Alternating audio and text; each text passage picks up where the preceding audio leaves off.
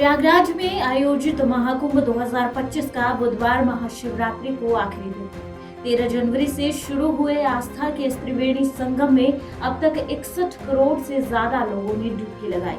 ऐसे में आज यानी 26 फरवरी को 144 साल बाद आया महाकुंभ समाप्त होने जा रहा है। इस बीच जलवायु कार्यकर्ता सोनम वांगचुक ने अगले महाकुंभ को लेकर पीएम मोदी को खुला पत्र लिखा, जिसमें उन्हें हैरान कर देने वाली आशंका जताई।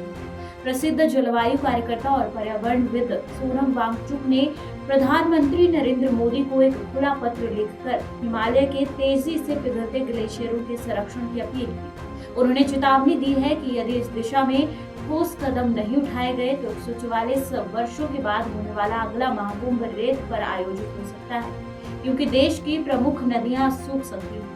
वांगचुक ने अपने पत्र में प्रधानमंत्री से हिमालयी ग्लेशियरों की स्थिति का आकलन करने के लिए एक विशेष आयोग गठित करने की मांग। उन्होंने लिखा, भारत को ग्लेशियर संरक्षण में अग्रणी भूमिका निभानी चाहिए, क्योंकि हमारे पास हिमालय है और यहीं से गंगा व यमुना जैसी नदियां निकलती हैं।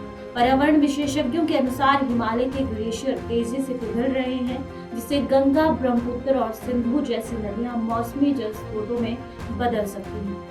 वांगचुक ने चेतावनी देते हुए कहा कि यदि वनों की कटाई और जलवायु परिवर्तन की वर्तमान दर जारी रही तो हमारी पवित्र नदियां सूख सकती हैं और भविष्य में महाकुंभ केवल रेतीले अवशेषों पर मनाया जाएगा।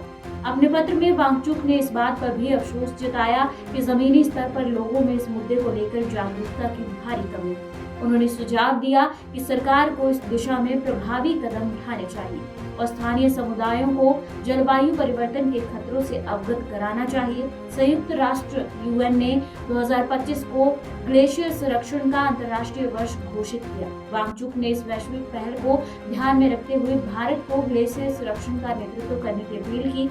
गौरतलब है कि उत्तर प्रदेश के प्रयागराज में संगम के तट पर 13 जनवरी से शुरू हुआ महाकुंभ आज समाप्त हो रहा है। संगम वह स्थान है जहां गंगा, यमुना और पौराणिक सरस्वती नदियों का मिलन होता है। यदि ग्लेशियरों के पिघलने की दर इसी तरह जारी रही तो भविष्य में महाकुंभ के लिए पर्याप्त जल उपलब्ध रहना भी एक गंभीर चुनौती बन सकता है।